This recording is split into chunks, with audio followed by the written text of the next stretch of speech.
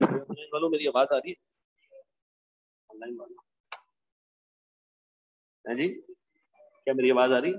अच्छा जी, बिस्मिल्लाहिर्रहमानिर्रहीम। हमने लास्ट क्लास में बड़ी बेसिक बातें की थी डिफरेंट टैक्स से रिलेटेड।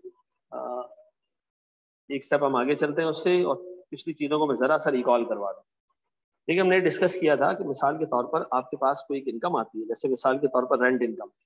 मैंने रेंट इनकम अर्न कर ली है, ठीक है, लेकिन अभी तक रिसीव नहीं की है, तो मैं अपने पास एक एंट्री पास करता हूँ, रेंट रिसीवेबल डेबिट 100 रुपए से, और रेंट इनकम क्रेडिट कितने से? 100 रुपीज से। अच्छा, मैं एफबीआर से कहता हूँ कि एफबीआर इस अमाउंट को टैक्स कर दे, ठीक है, ईयर 1 में। अच्छा, एफबीआर मुझे कहता है कि नहीं, मैं इस अमाउंट को टैक्स नहीं कर रहा क्योंकि आपने अभी तक रिसीव नहीं किया। अच्छा, मैंने रिसीव नहीं किया, लेकिन मैंने तो प्रॉफिट एंड लॉस में डाल दिया ना अमाउंट, मुझे तो टैक्स एक्सपेंस बुक करना चाहिए, नहीं तो मैचिंग कॉन्सेप्ट का सत्यानाश हो जाएगा। क्यों? जब एक इनकम पीरियड में जाती है तो उससे रिलेटेड एक्सपेंस भी उसी पीरियड में जाना चाहिए। अच्छा, एफबीआर इसको टैक्स करेगा नेक्स्ट ईयर जाके, यानी ईयर 2 में।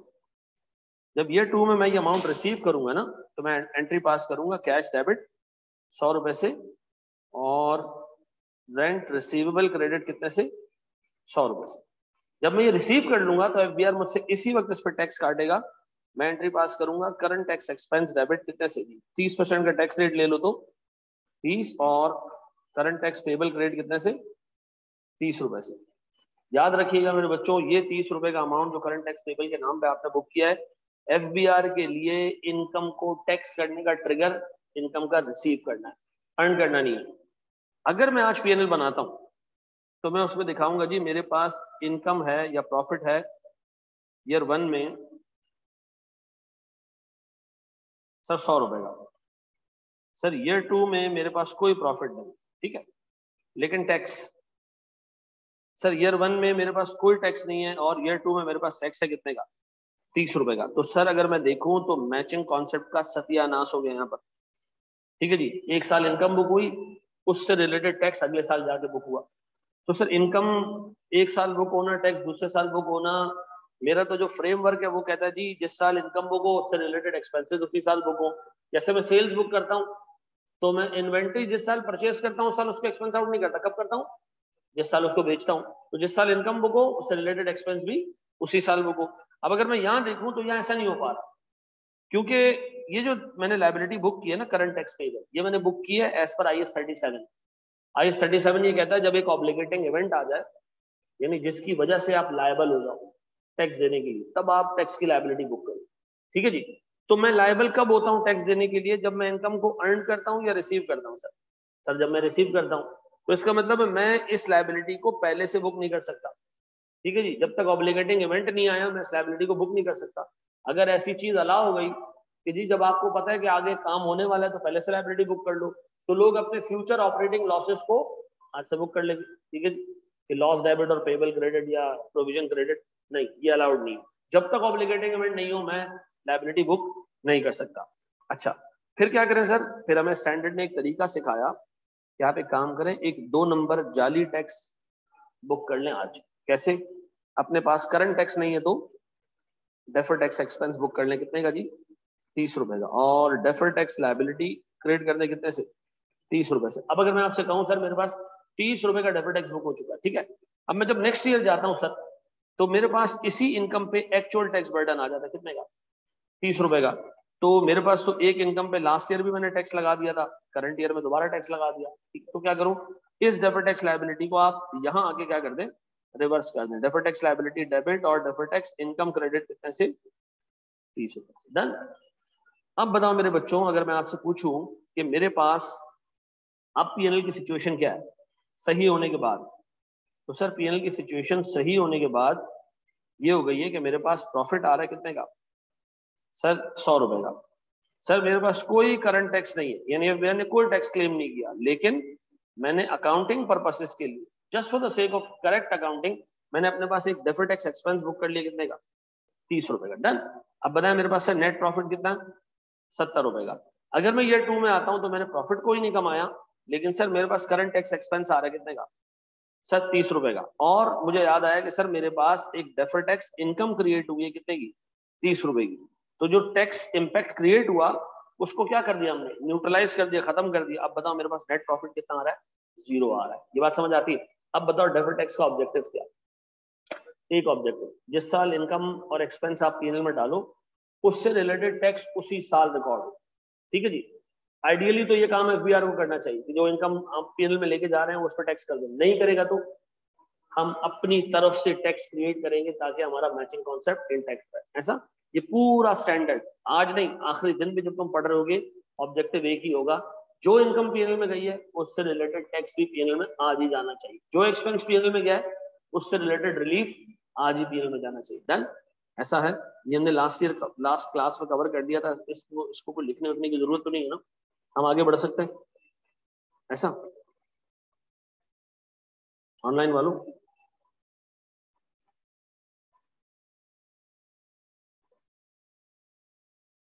हम एक स्टेप आगे बढ़ते हैं सर।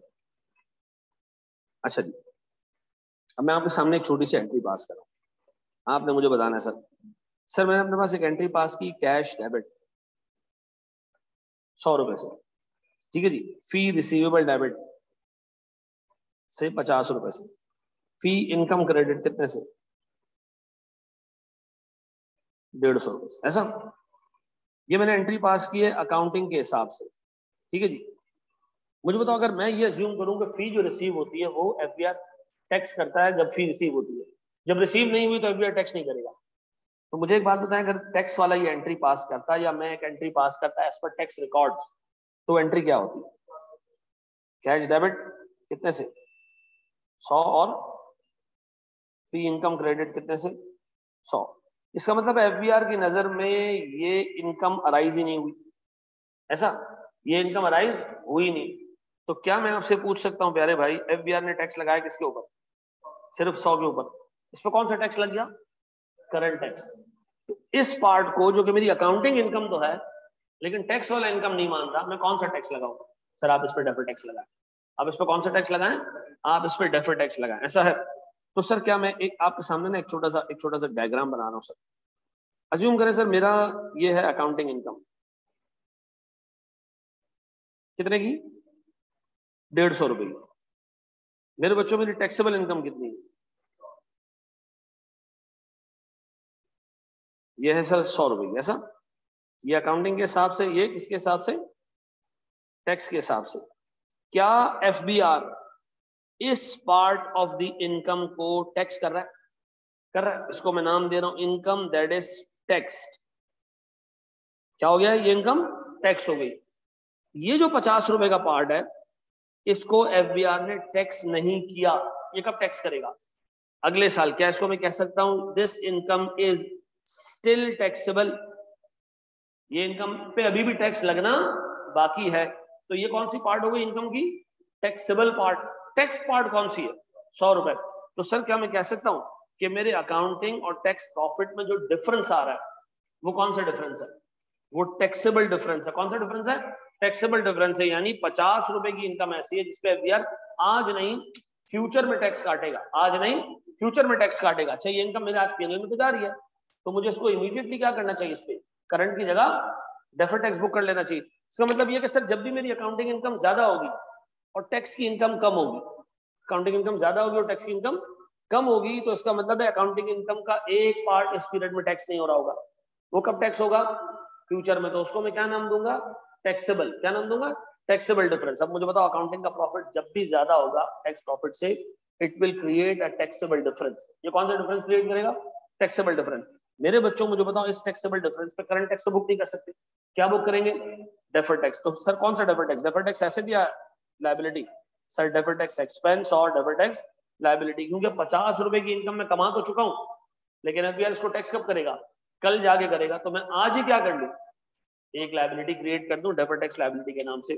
तो सर हमारे पास एक छोटा सा रूल बन गया, जब भी मेरी अकाउंटिंग इनकम ज्यादा होगी तो एफबीआर पूरी अकाउंटिंग इनकम पर टैक्स नहीं लगा रहा होगा। तो जो पार्ट इस साल टैक्स से बच जाएगा वो कौन सा पार्ट होगा? Taxable part. उस पर हम क्या क्रिएट करेंगे? डेफर्ड टैक्स एक्सपेंस और डेफर्ड टैक्स लायबिलिटी।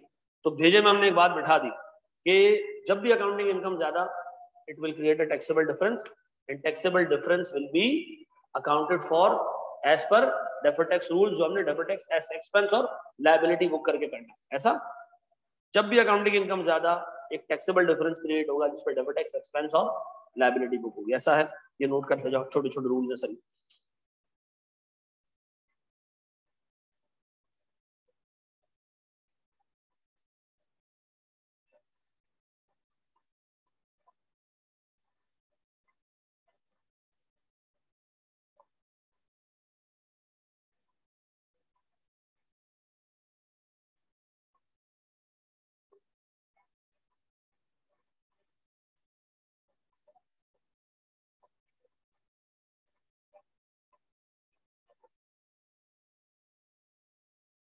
हफ्ते वाले दिन फर्म ऑफ होती है नहीं होती है?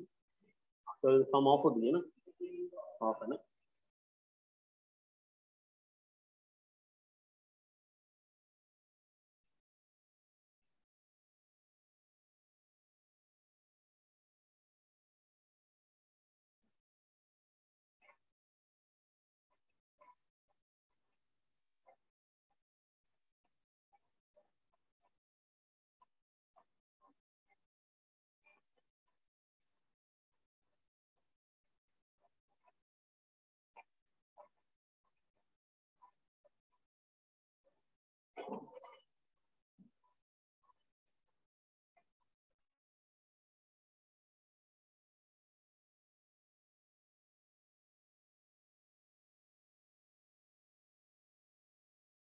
बढ़ जाए आगे।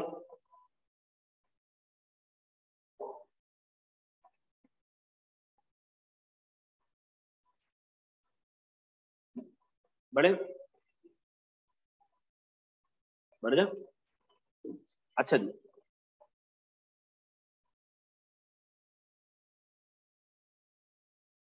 जनाब कल मैंने अपने अकाउंट वालों से पूछा कि हमारे पास FFR में कितने लोगों की फी आ गई है। उन्होंने कोई 130-140 लोगों की फी आ चुकी है और होटल इशू हो चुके हैं तकरीबन को 20 लोगों को। बाकी लोगों ने इतना भी बॉदर नहीं किया कि आके होटल का तो पूछ लो भाई, होटल कितने लोगों को इशू है। मैं एक चीज पे हैरान हूँ कि लाइव क्लासेस फिजिकल तो छोड़ो, लाइव ऑनलाइन लेना तो छोड़ो, लोग रिकॉर्ड में भी इतने ढीले हैं। आराम से आके सुकून से पोर्टल खुलवाएंगे, आराम सुकून से देखेंगे। 1 साल का टोटल टाइम है जिसमें सारा काम करना है, आपको 3 पेपर्स की तैयारी है। मेरा अल्लाह ही मालिक है भाई। चले जी। अच्छा सर मुझे एक चीज ये बताएं, मैं अपने पास एक एंट्री पास कर रहा हूँ,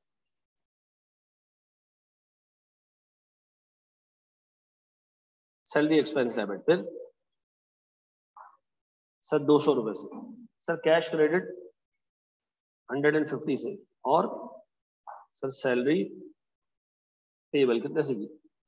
50 रुपए से। मैं आपसे जानना चाह रहा हूँ मेरे बच्चों कि FBR के हिसाब से डिडक्शन सिर्फ किस पे मिलेगा? ये एक एक्सपेंस है, एक्सपेंस पे FBR डिडक्शन देता है। क्या पूरे 200 रुपए के एक्सपेंस पे FBR डिडक्शन देगा? नहीं। क्यों? FBR कहेगा जनाब आपने सिर्फ 150 रुपए कैश में पे किए, तो मैं सिर्फ और सिर्फ किस पे डिडक्शन दे रहा हूँ? 150 रुपए के ऊपर, बाकी पे मैं डिडक्शन नहीं दूंगा जब तक कि तुम उसको क्या ना करो, पे ना कर दो। तो मुझे एक बात बताएं, अगर मैं FBR के प्रिंसिपल्स के हिसाब से एंट्री पास करता तो मैं सैलरी एक्सपेंस कितना बुक करता? मैं बुक करता सर कितने का? 150 रुपए का, और कैश क्रेडिट दिखा रहा था कितने से? 150 रुपए से। ये एंट्री पास हुई as per income tax rules, ये एंट्री पास हुई एज पर अकाउंटिंग रूल्स। तो मुझे एक बात बताओ, मैं अपना प्रॉफिट एंड लॉस किसके हिसाब से बनाता हूँ? अकाउंटिंग के हिसाब से बनाता हूँ, ऐसा? तो मुझे एक बात बताएं, अकाउंटिंग में एक्सपेंस जा रहा होगा 200 रुपए का, ऐसा? लेकिन टैक्स वाले के हिसाब से एक्सपेंस कितना जा रहा है? 150 रुपए का। मैं आपसे जानना चाह रहा हूँ, अगर ये टोटल एक्सपेंस है 200 रुपए का, अकाउंटिंग के हिसाब से ये 200 रुपए का एक्सपेंस है, टैक्स वाले की नजर में ये 150 रुपए का एक्सपेंस है, तो बताओ FBR ने इस साल कितने पोर्शन पे डिडक्शन अलाउ किया है? कितने पोर्शन पे? ऐसा मैं कहूंगा this expense is deducted by FBR and this portion of the expense is still deductible. ऐसा? कितने का ये? 50 रुपए का पोर्शन इज स्टिल डिडक्टेबल। ऐसा? डिडक्टेबल का मतलब FBR इसका एक्सपेंस फ्यूचर में अलाउ करेगा। फ्यूचर में क्या मैं टैक्स ज्यादा दूंगा कम दूंगा? कम दूंगा, क्योंकि डिडक्शन अलाउ हो जाएगी। तो मुझे एक बात बताओ सर, जब भी मेरा अकाउंटिंग एक्सपेंस ज्यादा है, टैक्स का एक्सपेंस कम है, तो उसका मतलब है टैक्स वाला एक पार्ट ऑफ द एक्सपेंस को अभी करंटली अलाउ नहीं कर रहा। अभी करंटली डिडक्ट नहीं कर रहा, दिस पार्ट स्टिल डिडक्टेबल। ऐसा मुझे पता है इस डिफरेंस की वजह से मेरा अकाउंटिंग प्रॉफिट ज्यादा आ रहा होगा या कम आ रहा होगा। देखो अकाउंटिंग में एक्सपेंस ज्यादा बुक हुआ है, टैक्स के अंदर एक्सपेंस कम बुक हुआ है, अकाउंटिंग में एक्सपेंस ज्यादा बुक हुआ है, टैक्स के अंदर थोड़ा सा एक्सपेंस बुक हुआ है।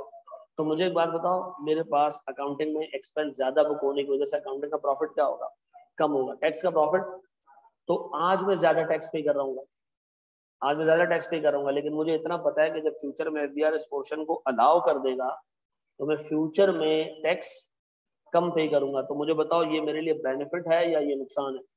बेनिफिट है। तो उस पर मैं एसेट बुक करूं या लायबिलिटी?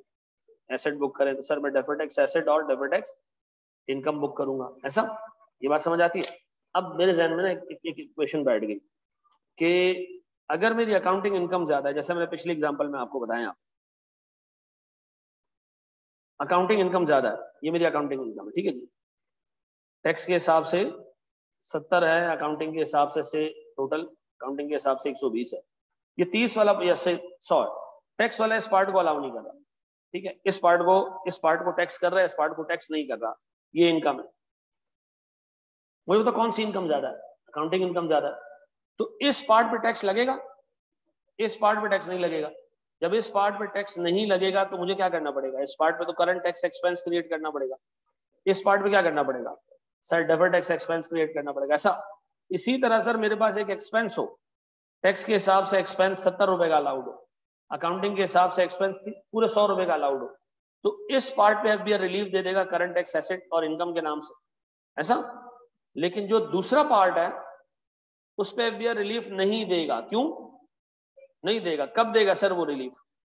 फ्यूचर में देगा। तो मैं इस पे क्या करूं? डेफर्ड टैक्स एसेट और डेफर्ड टैक्स इनकम बुक कर लूं। तो सर मेरे जहन में ना एक छोटा सा रूल बन गया कि जब भी मेरा अकाउंटिंग का प्रॉफिट ज्यादा होगा, ठीक है जी, एफबीआर मुझसे आज टैक्स कम ले रहा होगा, फ्यूचर में टैक्स ज्यादा लेगा तो मैं क्या करूंगा? डेफर्ड टैक्स लायबिलिटी बुक करूंगा। अगर सर मेरा टैक्स का प्रॉफिट ज्यादा तो एफबीआर मुझसे आज ज्यादा टैक्स ले रहा होगा और फ्यूचर में मुझे उसका बेनिफिट मिलेगा तो मैं डेफर्ड टैक्स एसेट और इनकम बुक करूंगा उसके ऊपर। ऐसा, तो सर एक प्रिंसिपल मुझे जहन में याद आ गया, बस वो मैं जहन में रखना है। अकाउंटिंग का प्रॉफिट ज्यादा है तो सर तो मुझे क्या क्रिएट करना है? डेफर्ड टैक्स एक्सपेंस और लायबिलिटी। सर अगर अकाउंटिंग का प्रॉफिट ज्यादा है, टैक्स वाले का प्रॉफिट कम है, तो टैक्स वाला कम प्रॉफिट पे टैक्स काट रहा है। मेरी नजर में टैक्स ज्यादा बनना चाहिए, अकाउंटिंग के प्रॉफिट पे टैक्स ज्यादा बनना चाहिए। तो मुझे बताओ मैं क्या करूं? आर्टिफिशियल टैक्स क्रिएट कर दूं? सर अगर टैक्स वाले का प्रॉफिट ज्यादा है, अकाउंटिंग का प्रॉफिट कम है, मेरे हिसाब से टैक्स किस पे देना चाहिए मुझे? अकाउंटिंग के प्रॉफिट पे। मैं टैक्स के प्रॉफिट पे टैक्स दे रहा हूँ जो कि ज्यादा है, तो ज्यादा टैक्स पे कर रहा हूँ, तो मैं इसको ऐसे ट्रीट कर रहा हूँ जैसे मुझे कल ये बेनिफिट देगा, तो मैं क्या कर रहा हूँ? एसेट बुक कर रहा हूँ। तो मुझे बताओ सर जब भी मेरा अकाउंटिंग का प्रॉफिट ज्यादा, सर क्या क्रिएट करेगा ये?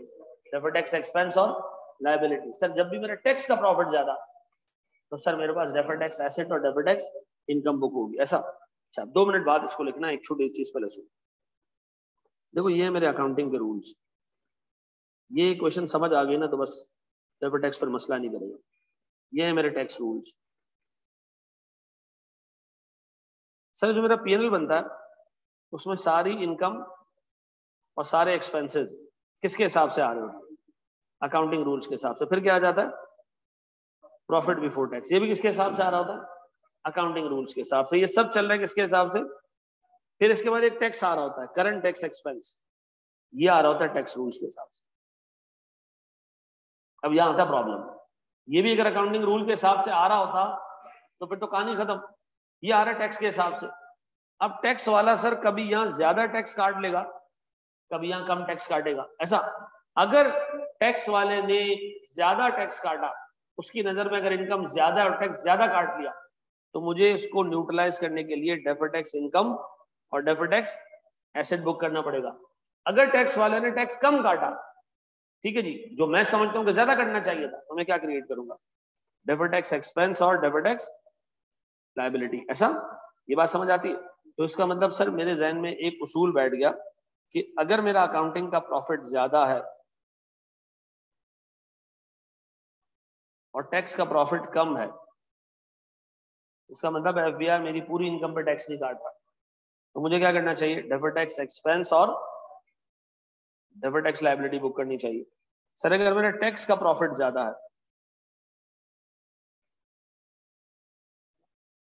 अकाउंटिंग का प्रॉफिट कम है, तो इसका मतलब है सर टैक्स वाला तो टैक्स काट रहा है टैक्स का प्रॉफिट पे, तो वो ज्यादा टैक्स काट रहा है, मेरे हिसाब से टैक्स इतना बनता नहीं है, तो मैं क्या करूंगा सर, एक डेफर्ड टैक्स एसेट और डेफर्ड टैक्स इनकम बुक कर लूंगा, ऐसा है।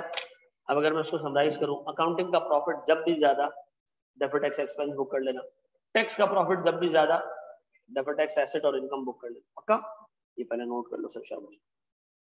और मैं आपको बताऊं, सीए फाइनल में ये जो आपने एक लाइन की क्वेश्चन याद की ना, ये बड़े लिमिटेड हद तक काम आती है, ठीक है। कैफ में तो पूरा कैफ आपने इसी पर रगड़ के चला दिया, ठीक है। फाइनल में नहीं चलता, फाइनल में ठीक ठाक कॉम्प्लेक्स डेफर्ड टैक्स है।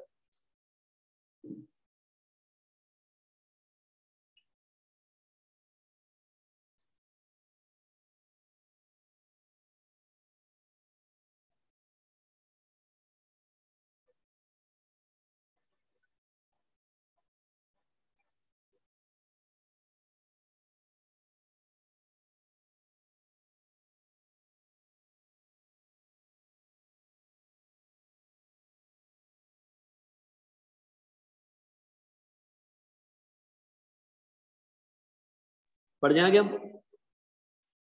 अच्छा जी,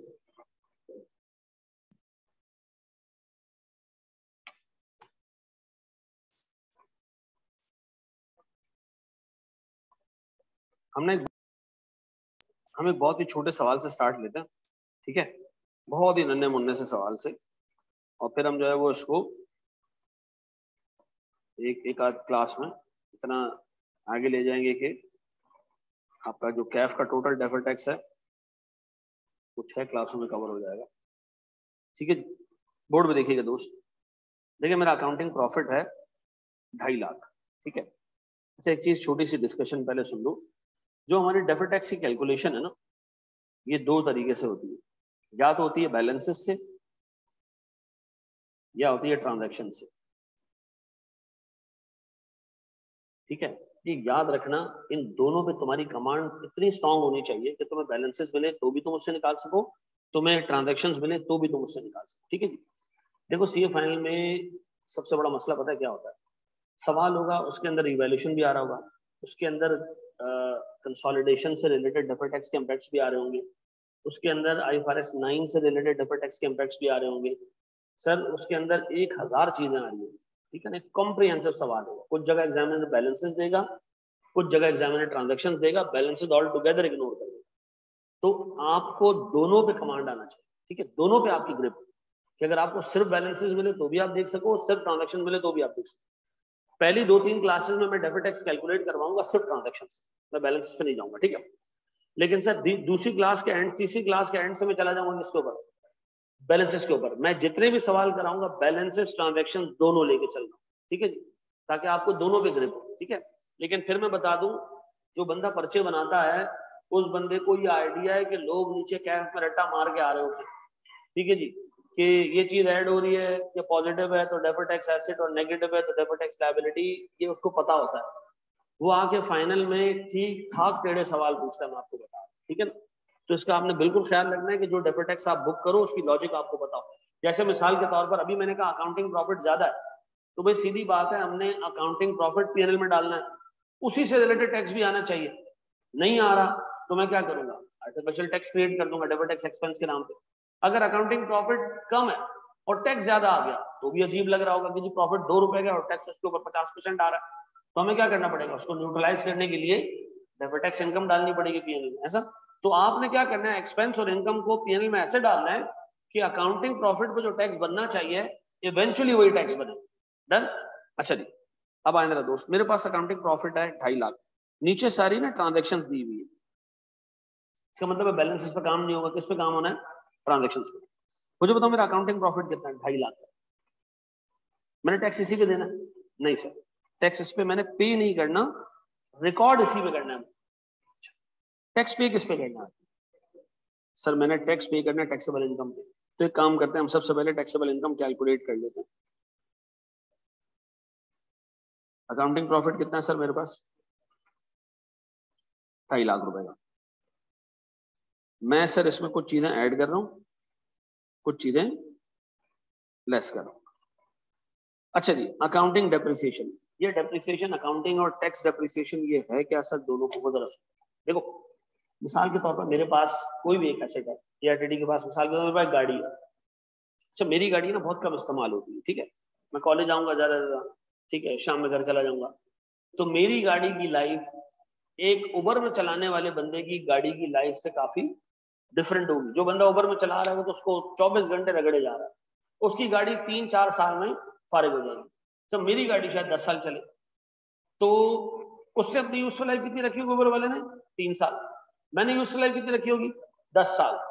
अच्छा अब हम अपने रिटर्न फाइल कर रहे हैं, एफबीआर के पास जा रहे हैं, एफबीआर हमसे पूछ रहा है भाई तुम्हारी लाइफ 3 साल क्यों है? उबर वाले से पूछ रहा, उसने कहा सर मैं चूंकि उबर में गाड़ी चलाता हूँ।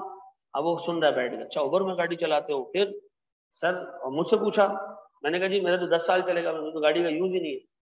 तो अब मुझे बताओ क्या हर एक बंदे के लिए एफबीआर बैठा रहेगा, उनके दुखड़े सुनेगा? नहीं, एफबीआर ने एक यूनिफॉर्म पॉलिसी बना दी कि जितनी गाड़ियां उनकी यूजफुल लाइफ 5 साल होगी। मिसाल दे रहा हूँ, तो उन्होंने क्या किया, जनाब जिसकी गाड़ी की लाइफ 10 साल है वो 5 साल पे टैक्स के हिसाब से डेप्रिशिएट कर रहा है, और जिसकी लाइफ 3 साल है वो भी टैक्स के हिसाब से 5 साल पे डेप्रिशिएट कर रहा है। तो जो टैक्स के रूल्स एंड डेप्रिसिएशन के वो जनरल है, और जो अकाउंटिंग के रूल्स है वो स्पेसिफिक है, वो एसेट देख के हम डिसाइड करते हैं।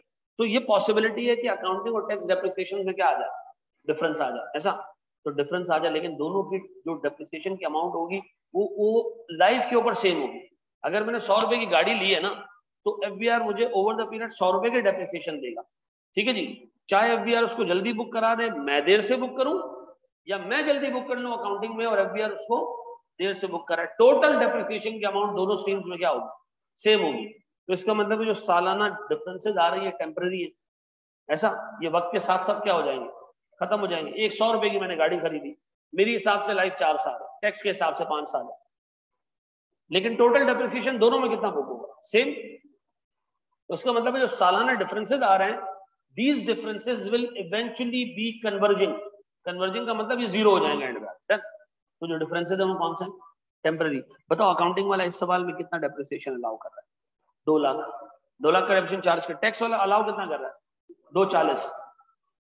टैक्स वाला जल्दी जल्दी डेप्रिसिएशन दे रहा है, तो इसका मतलब है अकाउंटिंग के डेप्रिसिएशन को तो मानता ही नहीं है। क्या करूं मैं, अकाउंटिंग डेप्रिसिएशन ऐड कर दूं, इसकी जगह क्या लेस करूं? कितना जी? 2 लाख। सर ऐड क्यों कर रहे हैं? क्योंकि इस 2.5 लाख के प्रॉफिट में से 2 लाख का डेप्रिसिएशन ऑलरेडी माइनस हो चुका है, मैंने ऐड बैक करके डेप्रिसिएशन का इम्पैक्ट क्या कर दिया। ऐसे अगर मैं आपके के लिए कहूँ इन दोनों को सम करो तो क्या बनता है, profit before depreciation and tax, ऐसा। अब बताओ मैं इसमें से लेस क्या करूं, कितना? 240। मेरे प्यारे बच्चों कौन सा डेप्रिसिएशन ज्यादा है? तो इसका मतलब है टैक्स का डेप्रिसिएशन ज्यादा है तो टैक्स का प्रॉफिट कम, अकाउंटिंग का प्रॉफिट जब भी ज्यादा। सर टैक्सेबल डिफरेंस कितने का डिफरेंस है ये? 40,000 का। इस पे मैं डेफर्ड टैक्स एक्सपेंस बुक कर लूं? सर 40,000, अज्यूम करो टैक्स रेट 30% है, कितना जी? 12,000, ऐसा। इसका मतलब ये है कि सर टैक्स का डेप्रिसिएशन ज्यादा बुक होने से टैक्स का प्रॉफिट कम हो जाएगा, आप पे कम टैक्स लगेगा। तो सर न्यूट्रलाइज करने के लिए हमने क्या कर दिया, डेफर्ड टैक्स एक्सपेंस बुक कर दिया, ऐसा। दूसरा आइटम पिक करो sir, income not yet receive. FBR कह रहा अच्छा इनकम रिसीव नहीं हुई, मैंने कहा नहीं, तो कहता माइनस कर दो, हटा दो अपने प्रॉफिट में से इसको, मैं इस पर टैक्स नहीं लगा रहा। मैंने हटा दी, कितने? इनकम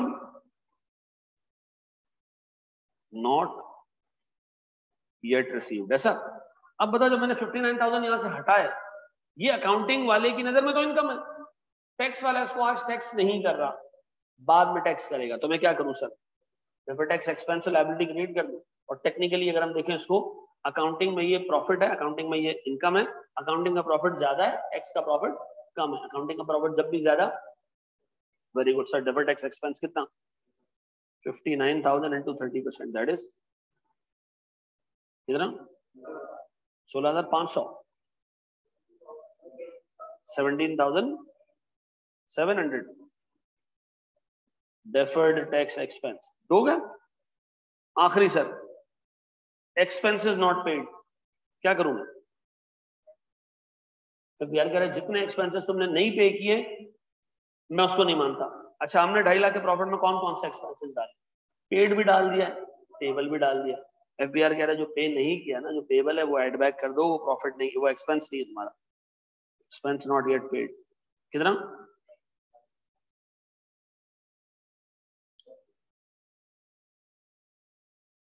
अब बताओ, ये अकाउंटिंग की नजर में एक्सपेंस है, टैक्स वाले की नजर में एक्सपेंस, तो अकाउंटिंग का प्रॉफिट कम, टैक्स का प्रॉफिट ज्यादा, तो इसका मतलब है डेबिट टैक्स इनकम, क्योंकि मैं टैक्स ज्यादा पे कर रहा हूँ। कितने से? 40,000 इंटू 30%, दैट इज 12,000। अच्छा, मैंने ना डेबिट टैक्स एक्सपेंस को पॉजिटिव लिख दिया है, इनकम को नेगेटिव लिख दिया है। आपकी मर्जी, किसी एक को पॉजिटिव रख देना, दूसरे को नेगेटिव रख देना। बताओ पूरे साल में टोटल डेबिट टैक्स हमने कितने का बुक किया नेट? कितना? 17,700, ऐसा। ये डेफर्ड टैक्स क्या है हमारे पास? एक्सपेंस। अच्छा, अब बताओ मेरा टैक्सेबल टैक्स प्रॉफिट कितना है? 190। अच्छा, अब एक और भी चीज चेक कर लो। ओवरऑल देखो, अकाउंटिंग प्रॉफिट ज्यादा है, टैक्स प्रॉफिट ज्यादा, ओवरऑल अकाउंटिंग का ज्यादा है। इसका मतलब एफबीआर टैक्स कम लगाएगा। ठीक है जी, एफबीआर टैक्स क्या करेगा? कम लगाएगा सर, जबकि टैक्स ज्यादा होना चाहिए। कितना ज्यादा होना चाहिए? डिफरेंस देखो इनका, 59 है। 59 को मल्टीप्लाई करो आप सर 30% से, है ऐसा? अब बताओ इस पर करंट टैक्स कितना बनता है? कितना बनता है सर? करंट टैक्स एक्सपेंस 30% के हिसाब से कितना बनता है? 57,300। डेफर्ड टैक्स कितना है? 17,700। अब बताओ, अगर मैं आपसे पूछूं प्यारे बच्चों, मेरे पास क्या ऑब्जेक्टिव IAS 12 का अचीव हुआ? अगर मैं अपने अकाउंटिंग प्रॉफिट पर टैक्स लगाता, टैक्स ऑन अकाउंटिंग प्रॉफिट कितना होता? 2.5 लाख इंटू 30%, कितना? 75,000। बताओ आपका करंट टैक्स कितना है? 50। सर ये तो कम बन रहा है, लेकिन सर दूसरी तरफ हमने डेफर्ड टैक्स लगा के इसको कितना कर दिया? 50 सर 17,700। ये सही निकाला हमने, फिगर सही निकाला। क्या आ रही सर? अब बताओ डेफर्ड टैक्स का ऑब्जेक्टिव क्या है? To ensure that accounting profit is properly tax. ठीक है जी। और अगर नहीं हो रहा तो हम क्या करेंगे सर? आर्टिफिशियल टैक्स क्रिएट करेंगे, ऐसा है सर? अगला सवाल आपने खुद करना है, कॉपी करने से।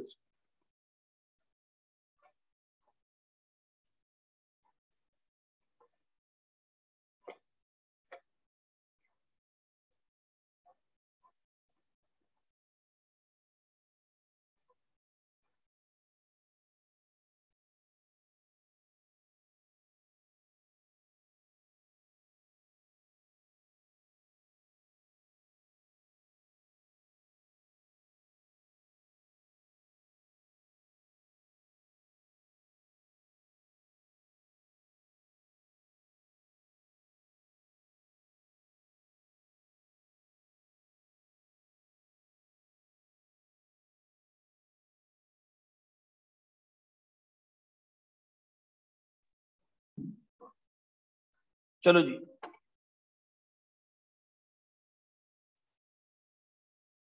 थोड़ा सा बड़ा क्वेश्चन, लेकिन अभी भी सारे उसी प्रिंसिपल पे चलाना है आप।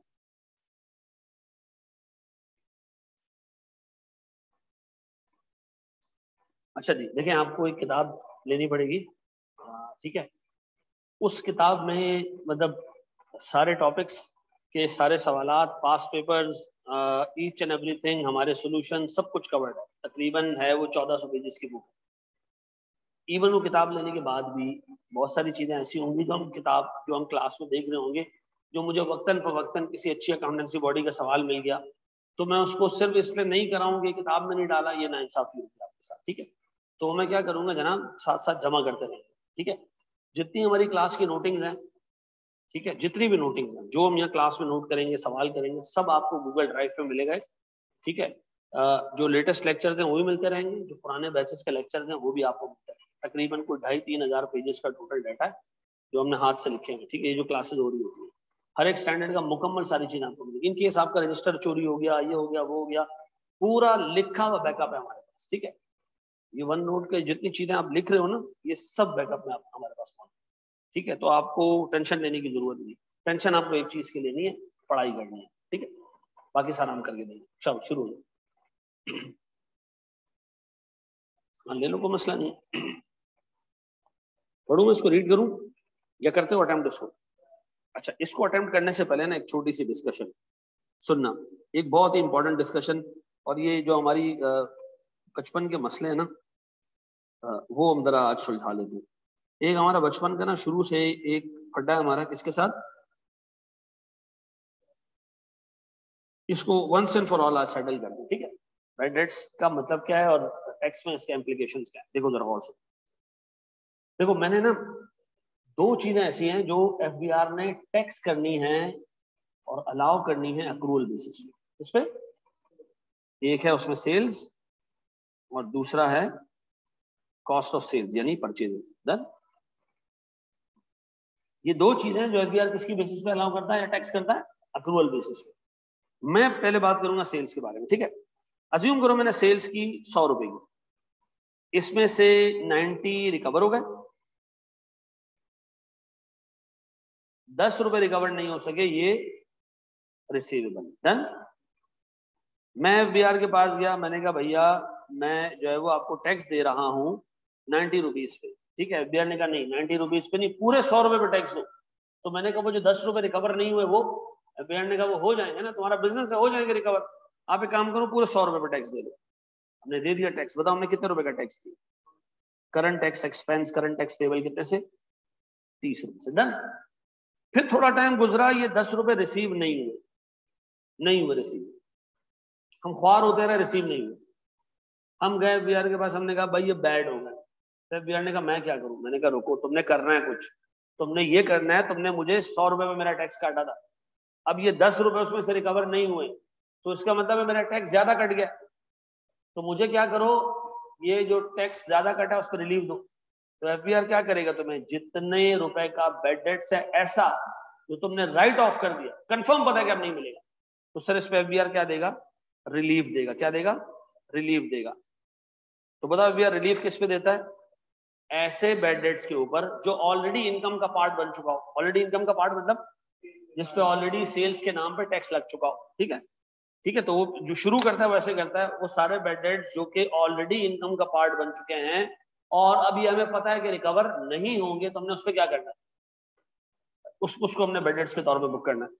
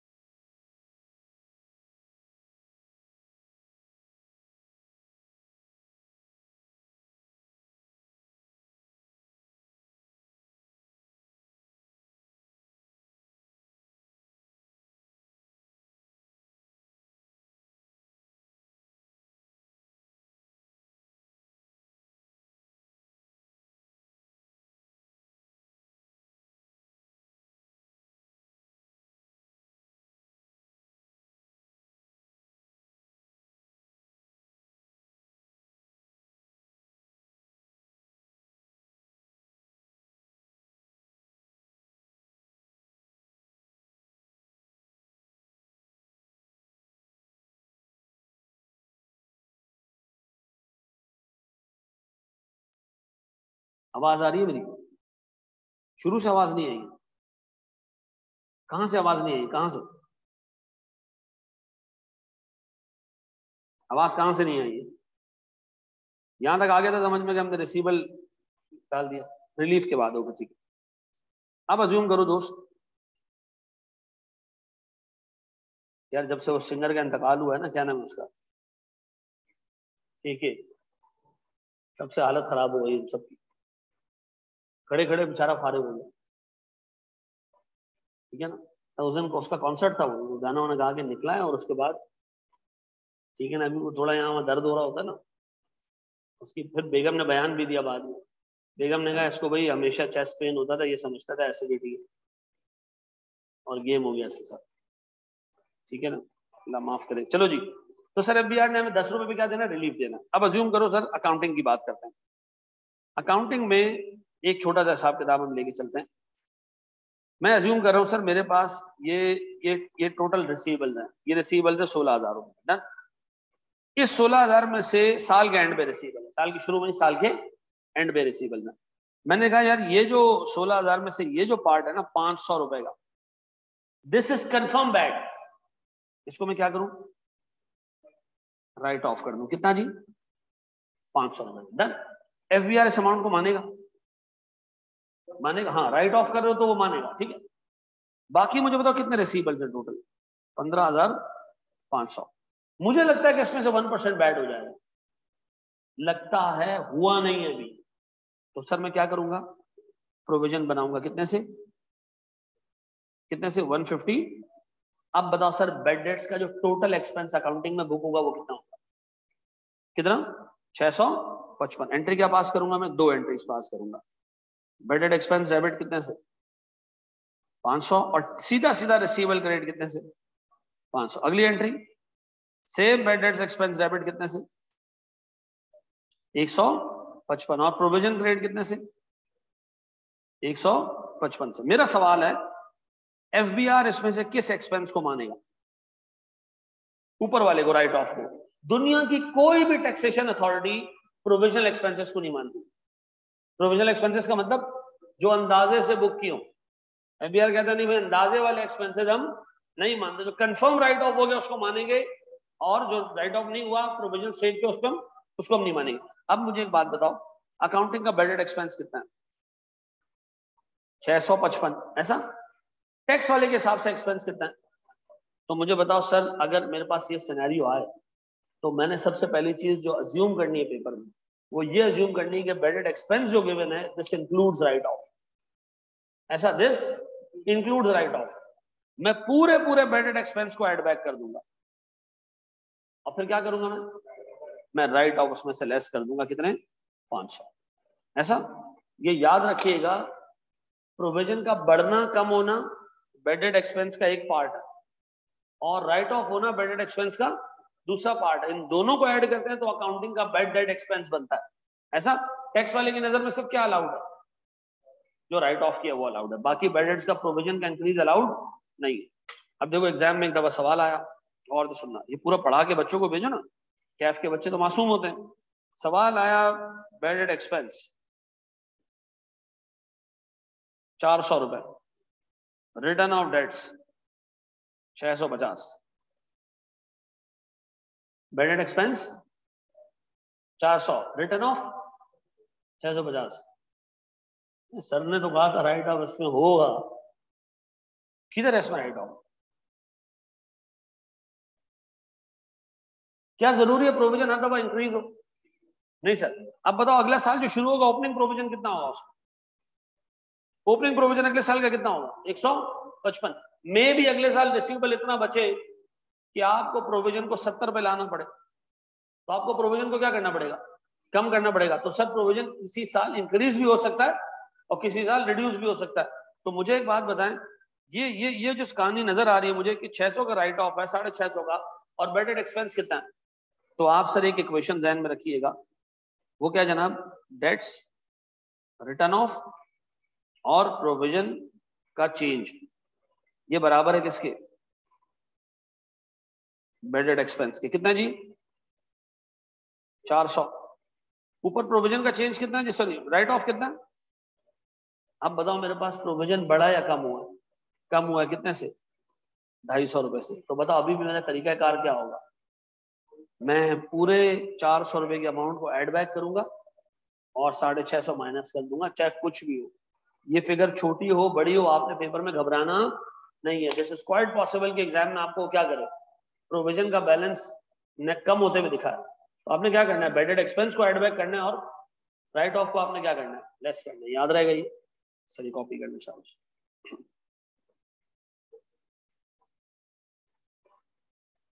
अच्छा, अगर टैक्स वाले ने राइट ऑफ का रिलीफ दिया और बाद में वो रिसीव हो गया तो फिर वो डेबिट टैक्स का मामला आएगा? कुछ नहीं आएगा। क्यों? वो अकाउंटिंग की नजर में भी इनकम है, टैक्स की नजर में भी इनकम है, कोई डिफरेंस क्रिएट ही नहीं होगा उसको। ठीक है जी।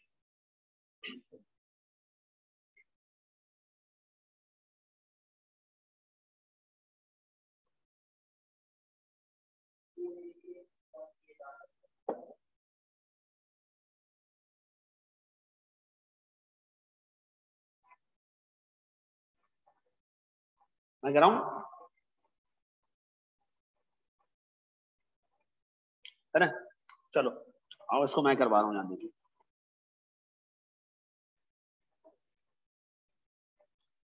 सर मुझे बताया, मेरे पास अकाउंटिंग प्रॉफिट है कितने का? सर मेरे पास अकाउंटिंग प्रॉफिट है 90,000, 9,56,000 रुपये। ऐसा इस 956 में कुछ चीजें मैंने ऐड करनी और कुछ चीजें मैंने लेस करनी। सबसे पहली चीज जो मैं देख रहा हूँ दैट इज, मेरे पास अकाउंटिंग डेप्रिसिएशन है 6 लाख का और टैक्स डेप्रिसिएशन 6.5 लाख का। तो भैया मैं अकाउंटिंग डेप्रिसिएशन ऐड बैक कर रहा हूँ क्योंकि ये एफबीआर नहीं मानता। एफबीआर कहता है मेरे हिसाब से डेप्रिसिएशन बुक करो। 6 लाख ये मैंने ऐड बैक किया। और सर मेरे पास टैक्स डेप्रिसिएशन बन रहा है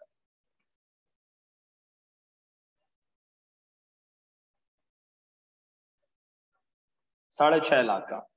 मुझे बताएं सर मेरे पास कौन सा डेप्रिसिएशन ज्यादा है? टैक्स का। तो उसका मतलब है सर टैक्स का प्रॉफिट कम, अकाउंटिंग का प्रॉफिट ज्यादा। अकाउंटिंग का प्रॉफिट ज्यादा तो टैक्सेबल डिफरेंस, टैक्सेबल डिफरेंस तो डेबिट टैक्स एक्सपेंस। कितना जी? 15,000 done.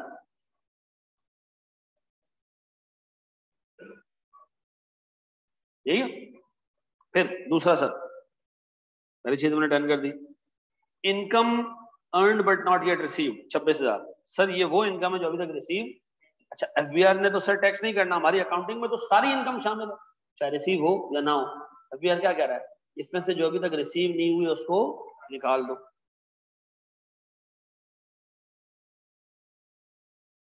Income not yet received कितना? 50,000 ही। सेम अकाउंटिंग में तो इनकम है ये, लेकिन टैक्स वाले की नजर में इनकम नहीं है, तो अकाउंटिंग का प्रॉफिट ज्यादा। ये कितना? 26 है ना ये, 50 नहीं है। सर मेरे पास 26 इंटू 30% कितना?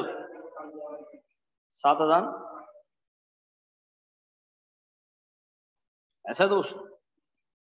फिर तीसरा sir, expenses not yet paid, FBR is not allowing this expense because ये अभी तक पे नहीं हुआ। क्या करूं मैं इसको? expense not yet paid कितना? ऐसा इस 36,000 रुपए पे सर एफबीआर के हिसाब से ये एक्सपेंस नहीं है। तो सर अगर एक्सपेंस नहीं है तो इसका मतलब है टैक्स वाले ने इसको एक्सपेंस नहीं माना, तो टैक्स का प्रॉफिट ज्यादा आ रहा होगा, अकाउंटिंग का प्रॉफिट कम आ रहा होगा। अकाउंटिंग में तो ये एक्सपेंस है, तो अगर अकाउंटिंग का प्रॉफिट कम और टैक्स का प्रॉफिट ज्यादा है, इसका मतलब है मैं ज्यादा टैक्स पे कर रहा हूँ, तो मुझे डेबिट टैक्स इनकम बुक करनी चाहिए। कितने से?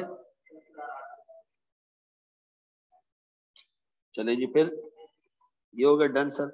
Rent received in advance, FBR के पास हमने कहा भाई एडवांस में रेंट आया है, एफबीआर ने कहा कायदे आजम आ गया, नोट आ गया, आप इसको क्या करें, इनकम में डाल दें। अच्छा, हमारी नजर में ये अनअर्न्ड है, लेकिन एफबीआर की नजर में क्या है, इनकम है।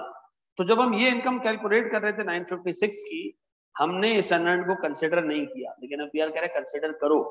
क्या करूं सर मैं? एडवांस्ड इनकम कितने की? 16,000 की। ये एफबीआर की नजर में इनकम है, अकाउंटिंग की नजर में नहीं। तो एफबीआर की नजर में इनकम है तो टैक्स का प्रॉफिट ज्यादा, टैक्स का प्रॉफिट ज्यादा, तो सर मेरे पास तो डिडक्टेबल डिफरेंस है क्योंकि मैं टैक्स ज्यादा पे कर रहा हूँ, मुझे डिफरेंट टैक्स इनकम बुक करनी चाहिए। कितने की?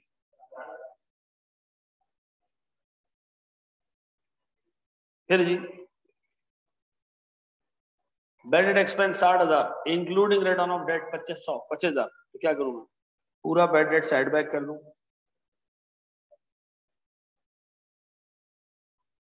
60,000 और डेट्स रिटर्न ऑफ कितने का, 25,000। अब मुझे एक बात बता सर, मेरे पास अकाउंटिंग में इतना बड़ा एक्सपेंस बुक हुआ है, 60,000 का, टैक्स में छोटा सा एक्सपेंस बुक हुआ है, तो अकाउंटिंग में बड़ा एक्सपेंस बुक करने की वजह से अकाउंटिंग का प्रॉफिट कम, टैक्स का प्रॉफिट, तो सर इस पे भी डेफर्ड टैक्स इनकम कितने पे,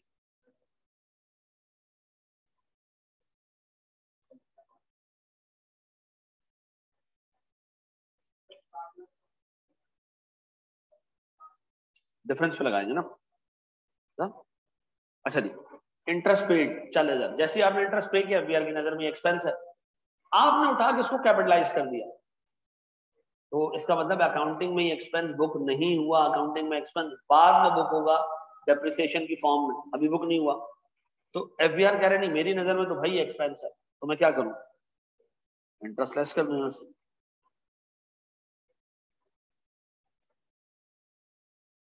कितना, 50,000, 40,000। अब बताओ, अकाउंटिंग में तो ये एक्सपेंस नहीं है, टैक्स में एक्सपेंस है, तो टैक्स का प्रॉफिट कम, अकाउंटिंग का प्रॉफिट ज्यादा, तो सर डेफर्ड टैक्स एक्सपेंस कितना, 12,000 पक्का। बस सारी किस्से कहानियां खत्म, इसको भी टोटल करो, इसको भी टोटल करो, टोटल करो, डेबिट टैक्स वाले को टोटल करो, क्या 8,700, इनका टोटल करो 9, इस 927 के टैक्सेबल प्रॉफिट को करंट टैक्स लगाओ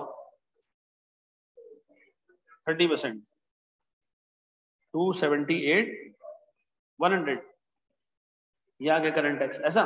अब बताओ सर, अगर मैं आपसे पूछूं, मेरे पास जो टैक्स ऑन अकाउंटिंग प्रॉफिट था, कौन सा वाला, 956, इसको जरा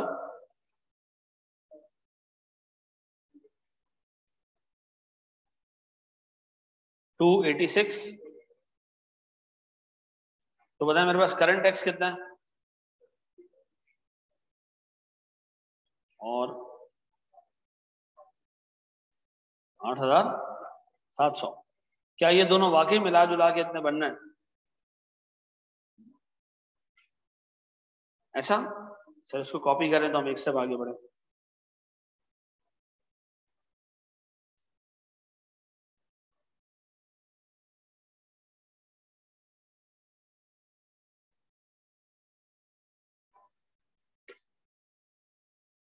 बढ़े, थोड़ा हम और डिफरेंसेस पे बात करें, कुछ और चीजों में डिस्कस करें।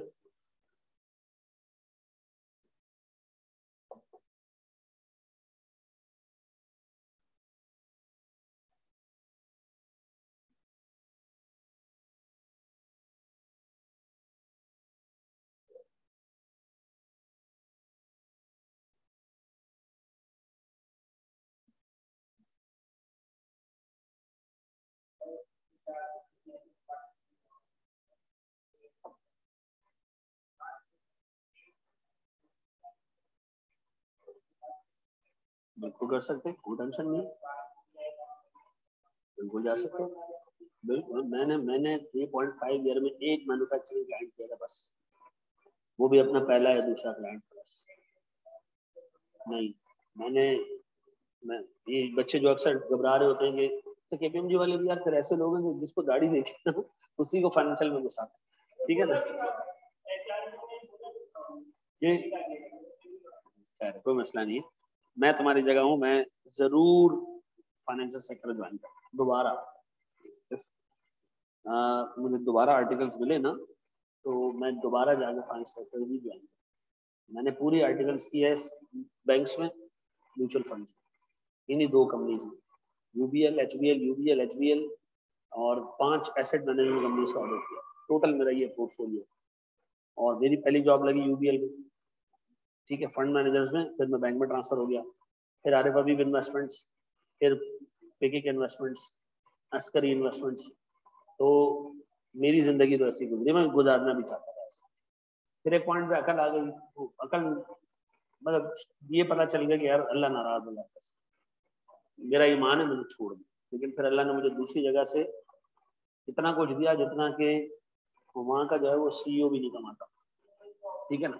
लेकिन मैं अगर चाहता तो मैं पाक सुजुकी में भी काम कर सकता, मेरे पास ऑफर थी शुरू में, ठीक है। जैसे मैंने आर्टिकल्स कंप्लीट की, पाक सुजुकी से भी ऑफर, मैं नहीं ज्वाइन की, ठीक है ना। मेरे पास मीज़ान से भी ऑफर थी, मैंने नहीं ज्वाइन किया। मेरे पास जो है वो मैन्युफैक्चरिंग कंपनी से बहुत सारी ऑफर्स थी, मैंने ज्वाइन की। तो मैंने करियर ही अपना किसमें बनाना था, फाइनेंस सेक्टर में। आपको मिल जाएगी जॉब, आप सीखो। आपका सबसे बड़ा एडवांटेज पता है फाइनेंस सेक्टर में क्या होता है?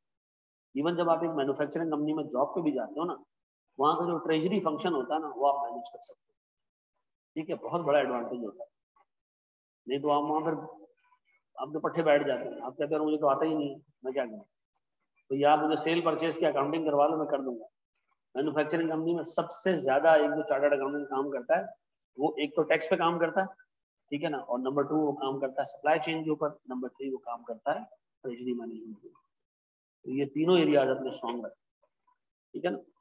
लोग जाते हैं वो ऑडिट ही कर रहे होते हैं, फिर वो इंडस्ट्री में जाते भी ना तो सक्सेसफुल नहीं रहते, ठीक है ना। मेरे साथ के लड़के हैं जो उसमें लगे हुए जब से माशाल्लाह PSO में, आज मुझे क्वालिफाई किया गया, 2008 में मैंने क्वालिफाई किया, तो 14 साल हो गए। 14 सालों में मुझे क्वालिफाई किया, उसने मेरे साथ ही क्वालिफाई किया था। 14 सालों में अभी भी वो 5 लाख की सैलरी पाकिस्तान में। फायदा क्या, बाहर चले जाए हैं। ये 40 वाली बात दोबारा बता दो वाली। देखो मेरे पास, मैंने अकाउंटिंग में मैंने टैक्स इंटरेस्ट पे किया, FBR ने कहा मेरी नजर में एक्सपेंस है। अकाउंटिंग वाले ने कहा नहीं, हम तो इस इंटरेस्ट को कैपिटलाइज करेंगे क्योंकि वो तो क्वालिफाइंग एसेट के ऊपर है। FBR वाले ने तो इमीडिएटली अलाउ कर दिया। मुझे बताओ, अकाउंटिंग वाला इसको एक्सपेंस के तौर पे बुक करेगा? हाँ, इंटरेस्ट एक्सपेंस के तौर पे नहीं, ये एसेट की कॉस्ट में ऐड हो जाएगा और आगे जाके डिप्रिशिएट होगा। तो सर ज्यादा डेप्रिसिएशन अकाउंटिंग में बुक हो रही होगी, ठीक है। इसका मतलब है दोनों ने इवेंचुअली इसको क्या करना है, एक्सपेंस आउट करना है। टैक्स वाले ने अभी कर दिया, अकाउंटिंग वाला बाद में करना है। तो मुझे एक बात बताओ, अगर टैक्स वाले ने अभी इसको एक्सपेंस आउट कर दिया ऐसा, तो टैक्स का प्रॉफिट हो गया कम, अकाउंटिंग का प्रॉफिट ज्यादा। अकाउंटिंग का प्रॉफिट ज्यादा तो मैं इस पे क्या बुक करूँ, डेफर्ड टैक्स एक्सपेंस। पक्का क्लियर है भाई अली? बढ़े आगे। अच्छा, अब अपने पास तुमने हेडिंग डालनी है जनाब, एक हेडिंग डलवा रहा हूँ जो पूरा स्टैंडर्ड में कहीं नहीं डली हुई, दैट इज परमानेंट डिफरेंस। मैं आ रहा हूँ, बाहर आ रहा हूँ।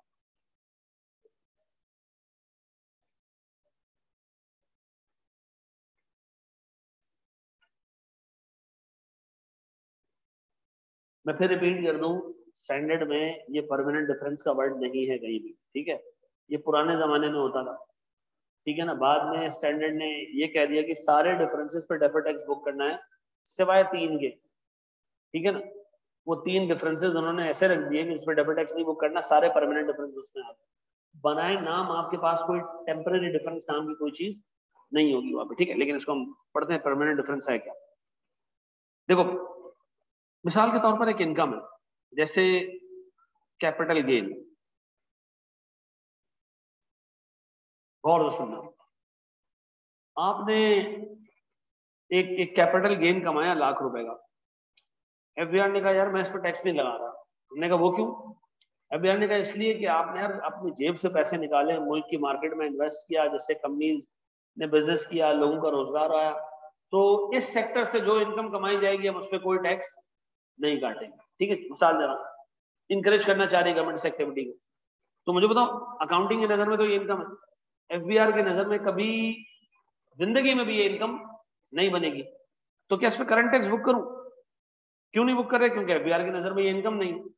डेफर्ड टैक्स बुक करूं हैं, FBR की नजर में फ्यूचर में जाके इनकम बन जाएगी नहीं, तो ये भी बुक करने की जरूरत नहीं ना। अभी इनकम बुक करनी है, FBR की नजर में अभी इनकम है तो टैक्स बुक करने की जरूरत नहीं है ना। FBR की नजर में फ्यूचर में जाके इनकम बनेगी, आपने डेफर्ड टैक्स भी नहीं बुक करना, तो फिर क्या करना है? कुछ भी नहीं बुक करना, छोड़ दो। सर इसका मतलब ये एक ऐसी चीज है जिससे अकाउंटिंग और टैक्स प्रॉफिट्स में परमानेंट डिफरेंस रहेगा, कोई टेंशन नहीं। जितने परमानेंट डिफरेंसेस हैं are adjusted in tax recon. कैसे एडजस्ट करते हैं वो भी हम सीखेंगे। जितने परमानेंट डिफरेंसेस हैं वो कहां एडजस्ट होते हैं? टैक्स रिकॉन में। ये पहली चीज समझ आ गई। अब और सुना सर दूसरी चीज, बाज़ औक़ात एफबीआर आपसे कहता है प्यारे बच्चों कि आपने एक डोनेशन दी है, मैंने एक एनजीओ को, मैं कह रहा हूँ जी मेरी नजर में ये एक्सपेंस है। एफबीआर कहता है किस एनजीओ को दी है? मैंने कहा वो एनजीओ मेरी बेगम ने खोली है उसको दी है। एफबीआर ने कहा उसके कोई डॉक्यूमेंट्स हैं तुम्हारे पास कि वो कहाँ कहाँ पैसा खर्च करती है, कोई अप्रूव्ड है?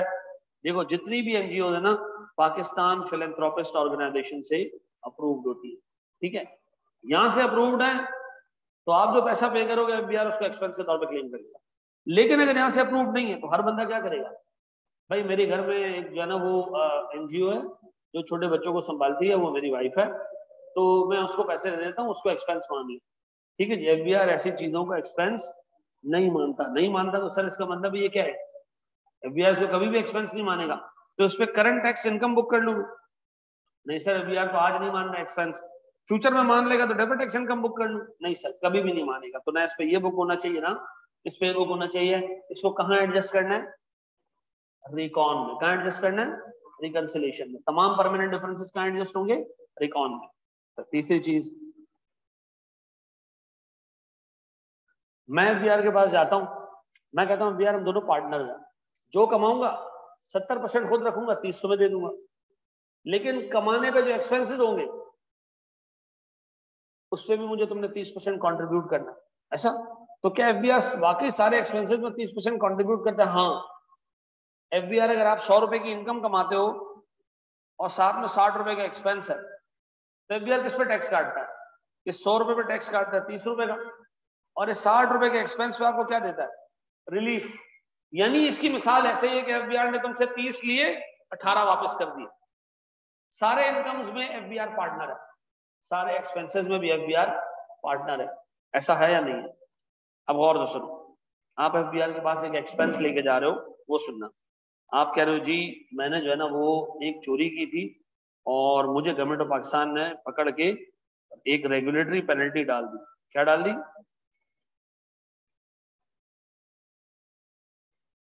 रेगुलेटरी पेनल्टी डाल दी 1 लाख रुपए की, ठीक है। तो एफबीआर ने मुझे गवर्नमेंट ने ना मुझे लानत भी दी। गवर्नमेंट ने कहा लानत तुम्हारी शक्ल पे चोर, तुमने कंपनी मुल्क का नुकसान किया, 1 लाख रुपए की पेनल्टी तुम पे। मैंने कहा सर रुके, मेरा पार्टनर भी है, 30% लानत और 30% इस एक्सपेंस का शेयर वो भी आप उसको भी दें। तो मुझे बताओ एफबीआर इसमें शेयर करेगा? एफबीआर करेगा? बड़े अजीब बंदे हो यार, मतलब हमारे मुल्क के कानून तोड़ के आके तुम मुझे कह रहे हो कि पार्टनर बन जाओ उसके अंदर, मैं खुद रेगुलेटर हूँ हैं। तो तुम्हें पेनल्टी के ऊपर कभी भी एफबीआर रिलीफ कब देगा? आज नहीं दे रहा तो कल देगा? नहीं, कभी भी नहीं देगा सर, ना इस पे करंट टैक्स ना इस पे डेबिट टैक्स, बल्कि परमानेंट डिफरेंस। सुनते जाओ। चौथी चीज, मैंने अपने डायरेक्टर्स को दिया लोन। क्या दिया? Loan to directors. हमारी कंपनी के टोटल 5 शेयर होल्डर है, 5 डायरेक्टर है, मैंने पांचों को लोन दे दिया। तो क्या होगा? एंट्री क्या पास की होगी? लोन रिसीवेबल डेबिट और कैश क्रेडिट। ऐसा? जब ये लोन आपने दे दिया, थोड़े टाइम में आप आए, आपने कहा भाई वो डायरेक्टर पैसे वापस नहीं कर रहे हैं, बैड डेट्स, तो मैं एक्सपेंस के तौर पे इसको बुक कर रहा हूं। और तो सुनना, आपका टोटल प्रॉफिट था 1 लाख का। कितने का था? 1 लाख का। प्रॉफिट बिफोर टैक्स कितने का था? हमने अपने 4 डायरेक्टर्स को 25-25 हजार रुपए का लोन दे दिया और उन्होंने कहा बैड डेट्स। हमें आके सर 1 लाख रुपए का एक्सपेंस बुक किया, प्रॉफिट क्या हो गया? 0। हर साल जो प्रॉफिट आता हम करते गए, अपने डायरेक्टर्स को लोन देते हैं, फिर आके हम रोनर होते हैं कि भाई वो तो पैसे नहीं दे रहे, डायरेक्टर्स कंपनी को वापस नहीं कर रहे हैं, तो बैड डेट्स तो प्रॉफिट 0। तो मुझे बताओ सर ये तो फिर तो हो गया काम, अगर आपने ये अलाउ कर दिया तो हर कंपनी अपने शेयर होल्डर्स को लोन दे देगी और क्या कहेगी? बैड डेट में भी कौन इनसे रिकवर करेगा? तो बैड डेट एक्सपेंस ऐसा अलाउ होना चाहिए। याद रखना, loan to directors and employees में अगर बैड डेट्स आता है एफबीआर उसको अलाउ नहीं करता।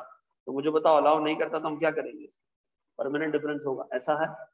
और सारे परमानेंट डिफरेंसेस कहाँ एडजस्ट होंगे? रिकॉन में एडजस्ट होंगे। कहाँ एडजस्ट होंगे? मैं आपको एक सवाल और दे रहा हूँ, इसको सॉल्व करें, पहले इसको कॉपी करना तो कर।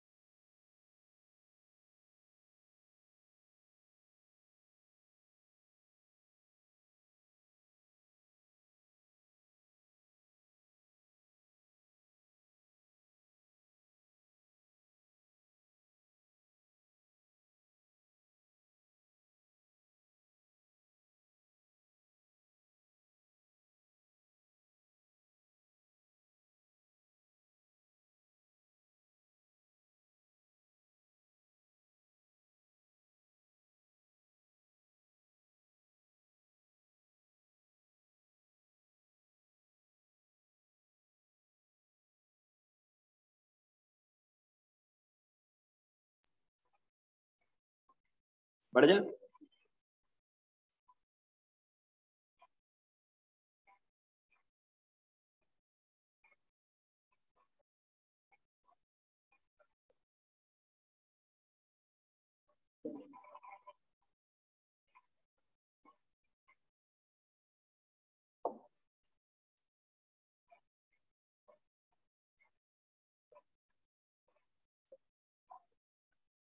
अब बताओ परमानेंट डिफरेंसेस आमतौर पर तुम्हें कहाँ कहाँ नजर आएंगे? कैपिटल गेन्स में नजर आएंगे, ठीक है, डोनेशंस में नजर आएंगे, अनअप्रूव्ड ऑर्गेनाइजेशन को। फिर अनअप्रूव्ड ऑर्गेनाइजेशन को डोनेशन दिया और एग्जामिनर खामोश है, आपने उसको खुद ट्रीट करना है परमानेंट डिफरेंस, ठीक है जी। कैपिटल गेन के बारे में लिख रहा है वो एग्जाम्प्ट है, परमानेंट डिफरेंस, ठीक है जी। फिर लोन टू डायरेक्टर्स के बारे में एग्जामिनर नहीं कहेगा, आपने खुद अज्यूम करना है कि क्या है permanent difference. Then regulatory non compliances के ऊपर आपने खुद अज्यूम करना है कि क्या है परमानेंट डिफरेंस। ऐसा एग्रीकल्चरल नहीं, वो बताना चाहिए उसको, एग्रीकल्चर इनकम बताना चाहिए, क्योंकि अब एग्रीकल्चर इनकम जो है वो टैक्स से बाहर नहीं है, ठीक है ना। ये पुराने शोशे हो गए सारे ये।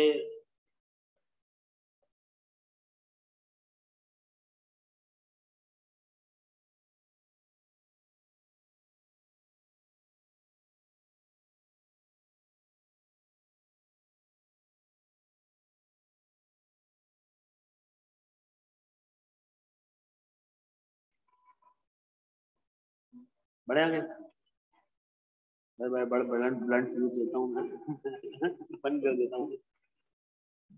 हाँ जी, चले हम आगे दोस्त।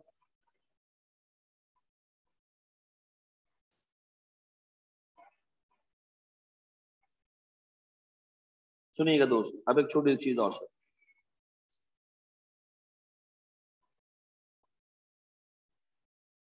मुझे बताओ, एक इनकम है जो जीरो रेट पे टैक्स हो रही है, हम उसको क्या कहते हैं? एग्जाम।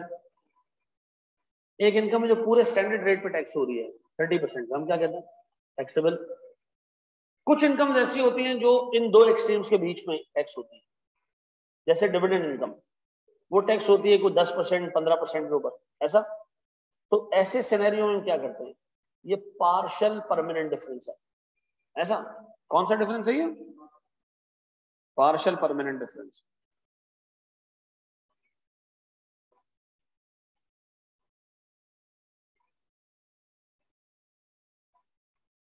इसको जरा मैं एक्सप्लेन कर रहा हूं, देखो क्या इसका मतलब। मिसाल के तौर पर सर मैंने एक डिविडेंड इनकम अर्न की 100 रुपए की, एफबीआर कह रहा है मैं इस पर टैक्स तो लगाऊंगा, लेकिन मैं इस पर टैक्स लगाऊंगा सिर्फ 10% का। कितने का? 10% का टैक्स लगाऊंगा। तो मुझे एक बात बताएं, 10% का टैक्स लगाएगा तो जो 20% की बकाया अमाउंट है वो कहां जाएगी? परमानेंट डिफरेंस में, ऐसा। इस इनकम को क्या नाम दूं? रिड्यूस टैक्स, ऐसा, रिड्यूस टैक्स इनकम, ठीक है जी। अब सुनना जरा दोस्त, पहले एग्जांपल इसमें।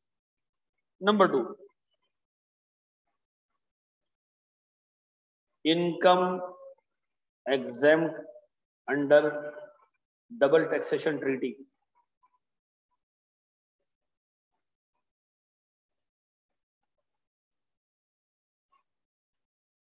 देख लेना ट्रीटी की स्पेलिंग सही है नहीं। ये डबल टैक्सेशन ट्रीटी क्या होती है सर? एक दूसरे मुल्क में आपने इनकम कमाई, आप एक पाकिस्तानी रेजिडेंट हो, इनकम दूसरे मुल्क में कमाई, आपकी पूरी दुनिया में कमाई गई इनकम पाकिस्तान में टैक्सेबल। तो आपने यूके में इनकम कमाई, यूके वाले ने उस पर टैक्स लगा दिया 20% का, ठीक है। वो इनकम आई पाकिस्तान, पाकिस्तानी गवर्नमेंट ने कहा अच्छा वहां टैक्स हो चुकी है, हमने कहा जी वहां टैक्स हो चुकी है। किस रेट पे टैक्स हुई है? हमने कहा 20%। तो अक्सर और बेशतर एफबीआर क्या करेगा आपसे? 10% एडिशनल टैक्स काट लेगा, इसमें कोई मसले वाली बात नहीं है, ये नॉर्मल टैक्स हो गया। आपने 20 वहां दिए 10 यहाँ दिए तो पूरे हो गए। वोट इफ के एफबीआर क्या नहीं, डबल टैक्सेशन ट्रीटी में ये एग्जाम्प्ट है हमारी नजर। तो बताओ ये एग्जाम्प्ट है या ये लो रेट है? यूके में एक इनकम पे 20% का टैक्स लग गया, पाकिस्तान, हमारी इनकम पाकिस्तान नहीं, एफबीआर ने कहा मेरी नजर में एग्जाम्प्ट। एग्जाम्प्ट क्या मतलब? कि जो टैक्स वहां दे दिया वो दे दिया। अब बताओ सर मेरी नजर में ये एक लो रेट वाली इनकम है या ये एक एग्जाम्प्ट इनकम? लो रेट वाली है ना, मैं 20% टैक्स पीछे पे करके आ गया ना। एफबीआर कह रहा है मैं इस पे कोई एडिशनल टैक्स नहीं लगा रहा, मेरी नजर में क्या है ये एग्जाम्प्ट है। याद रखना डबल टैक्सेशन ट्रीटीज में इनकम कभी भी 2 दफा टैक्स नहीं होती है, ठीक है। पाकिस्तानी गवर्नमेंट आपसे एडिशनल टैक्स तो ले सकती है, ठीक है ना, लेकिन पूरा टैक्स दोबारा नहीं लेगी। तो बताओ अगर गवर्नमेंट ऑफ पाकिस्तान आपको कह रही मेरी नजर में एग्जाम्प्ट है, तो एग्जाम्प्ट किससे? वो जो एडिशनल अमाउंट है उससे एग्जाम्प्ट। अब बताओ मैंने टैक्स कितना पे किया है? 20%। अगर नॉर्मल टैक्स रेट सर 30% है तो जो 10% है वो कहां जाएगा? वो परमानेंट डिफरेंस में जाएगा। ऐसा है।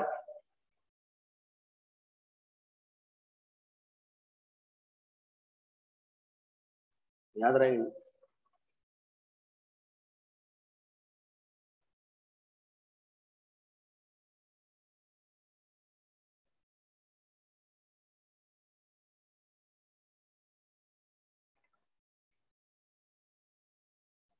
माशाल्लाह हम अपनी औकात पे आते हुए, ठीक है। मैंने आपको बोला था ना पहली क्लास, अब थोड़ा सा टाइम और गुजरेगा ना, तो टोटल 4 लोग आएंगे, फिर 2 हो जाएंगे, फिर मेरे 2 कंप्यूटर होंगे खाली।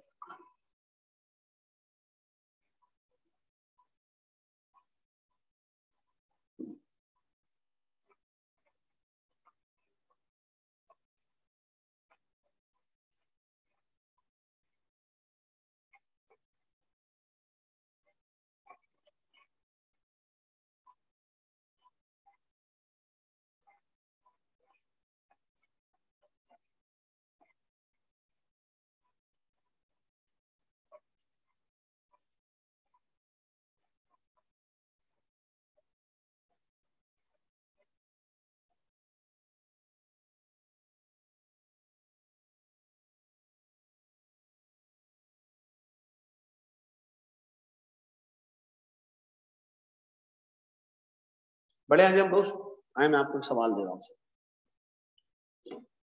ये सवाल है थोड़ा सा लेंदी, ठीक है, लेकिन आई होप आप लोग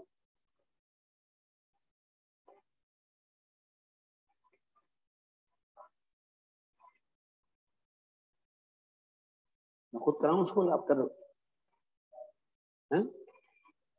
कर दो, चलो करो उसको।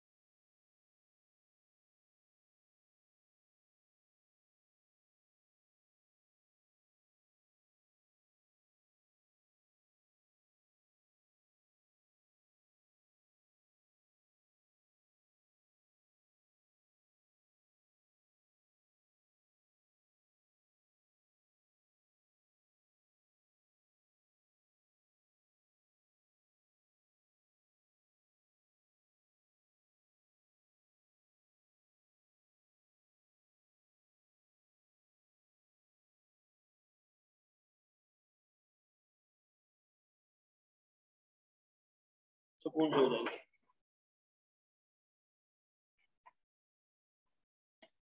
आई कैप स्टाइपेंड बढ़ा रहा है? नहीं भाई, बिल्कुल भी नहीं बढ़ा रहा, और अल्लाह करे बढ़ाए भी नहीं। इसलिए नहीं बढ़ाएगा यार, देखो स्टाइपेंड बढ़ेगी ना तो जो बच्चा अभी इंडक्ट हो रहा है ना उनकी नंबर कम हो जाएगा, ठीक है ना। वो हम लोग थोड़ा सा जो है वो सेल्फिश होकर सोचते हैं कि हमारी जेब में आ जाए, लेकिन आगे पीछे नंबर कम हो जाता है, इंडक्शन कम हो जाते हैं।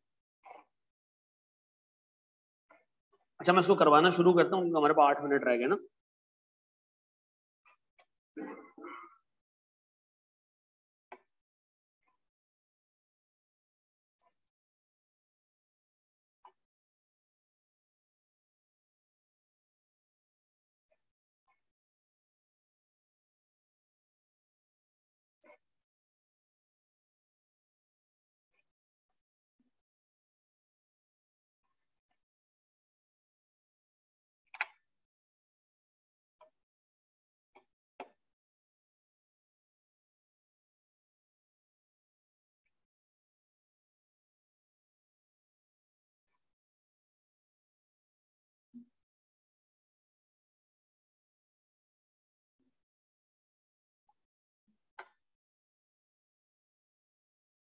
अच्छा मेरे बच्चों प्लीज इसको देखना, मैं आराम आराम से लेके चल रहा हूँ इसको।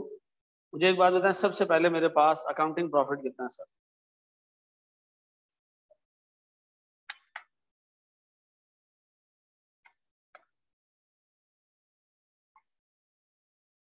कितना?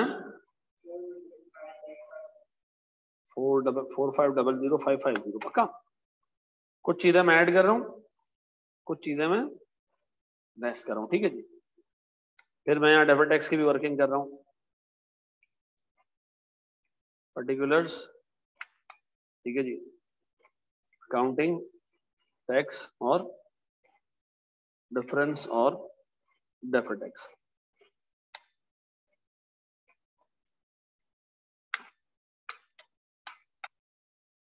मुझे सबसे पहले एक बात बताएं सर, मेरे पास क्या डिफरेंसेस आ रहे हैं? अकाउंटिंग डेप्रिसिएशन आ रहा है 6 लाख का, ठीक है जी, was 125,000 lower than tax depreciation. तो सर मेरे पास accounting depreciation is lower, lower भी कितने से? तो इसका मतलब है मेरा टैक्स डेप्रिसिएशन कितना होगा? 7.25, ऐसा? तो मुझे एक बात बताओ सर, मेरे पास डेप्रिसिएशन है अकाउंटिंग के हिसाब से इतना आ रहा है, ऐसा, और टैक्स के हिसाब से इतना आ रहा है, ऐसा। डिफरेंस कितने का सर? मेरे पास 1,25,000 का डिफरेंस है। डिफरेंस है कौन सा? टैक्सेबल डिफरेंस, क्योंकि टैक्स का डेप्रिसिएशन ज्यादा होने की वजह से टैक्स का प्रॉफिट कम है, टैक्स का प्रॉफिट कम है, अकाउंटिंग का प्रॉफिट ज्यादा है, तो मेरे पास सर डेफर्ड टैक्स एक्सपेंस और डेफर्ड टैक्स लायबिलिटी। डन। दूसरा, penalty paid on non compliance of law. अब देखें ये पेनल्टी ऐसी है, इसको मैं यहाँ रख तो रहा हूँ, पेनल्टी एड बैक कर रहा हूँ, नहीं मानता है इसको, एड बैक कर दो इसको। कितने की है ये? 45,000। नहीं मान रहा है वी आर, एड बैक कर दिया मैंने। डेफर्ड टैक्स बुक कर लो इस पे? नहीं, इसके आगे मैं लिख रहा हूं परमानेंट डिफरेंस, बाद में देखूंगा एंड पे जब रिकॉन बना रहा हूं। डन। फिर वो कह रहा है penalty on non compliance of delivery of goods. वो सारी पेनल्टीज जो आपके ऑपरेशंस में लग रही हैं वो आपके बिजनेस का पार्ट है, एफबीआर उसको अलाउ करता है।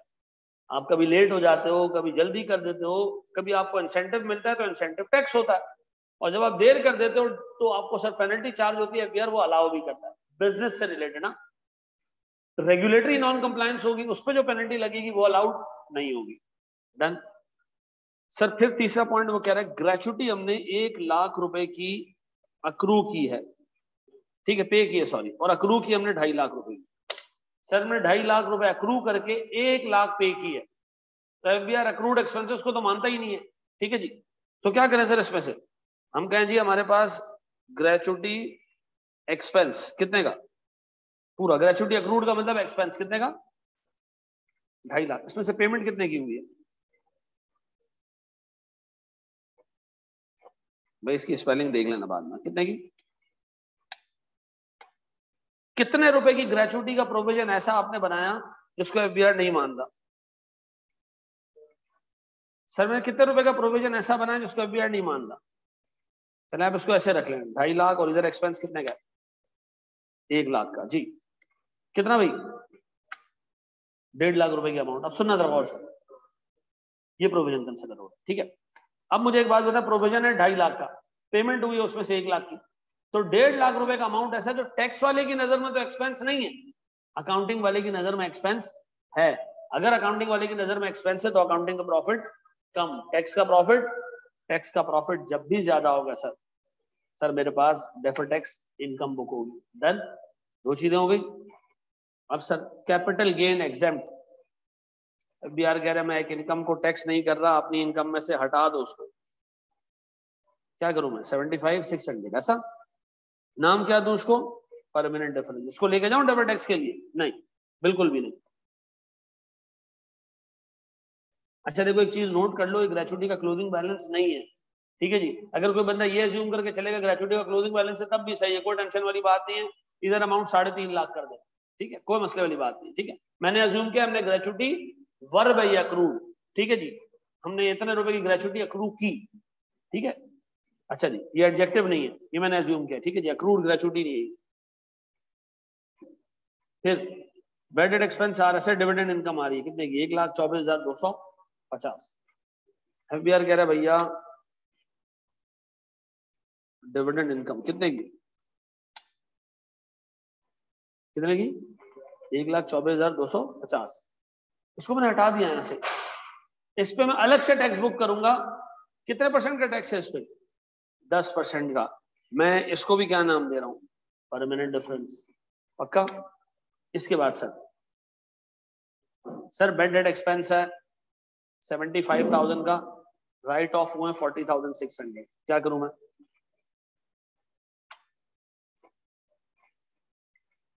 75,000 और राइट ऑफ कितने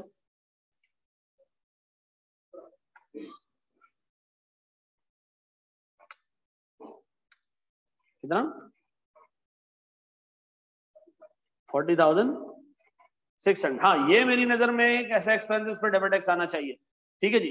तो मुझे बताया अकाउंटिंग के हिसाब से एक्सपेंस कितना है 75, टैक्स के हिसाब से एक्सपेंस कितना है 40,600। दोनों में डिफरेंस कितना है जी। ये डिफरेंस किस चीज का प्रोविजन का।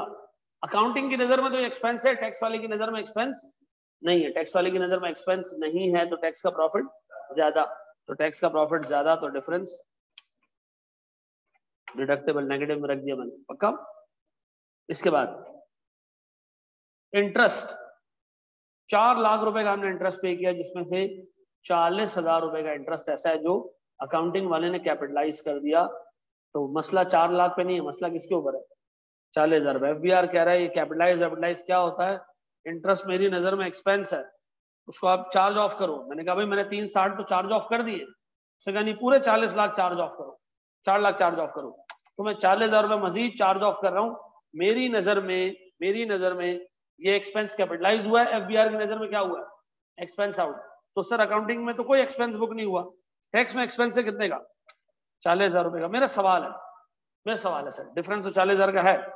क्वेश्चन ये कि अकाउंटिंग की नजर में एक्सपेंस नहीं है, टैक्स की नजर में एक्सपेंस है। तो टैक्स का प्रॉफिट कम, अकाउंटिंग का प्रॉफिट ज्यादा, तो एक टैक्सेबल डिफरेंस कितने का। डन हो गया जी। अब बताएं सर मेरे पास डेफर्ड टैक्स का टोटल आ गया कितना 5,820 डेफर्ड टैक्स इनकम। नेगेटिव में तो इनकम ऐसा क्योंकि हमने पॉजिटिव में टैक्स को रखा था। अच्छा अब बोर्ड पे देखो बोर्ड पे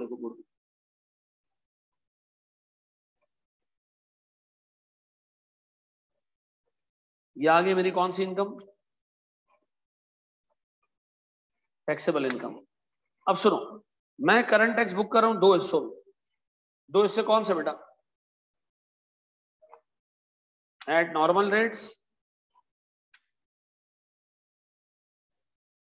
रेट्स पे इसका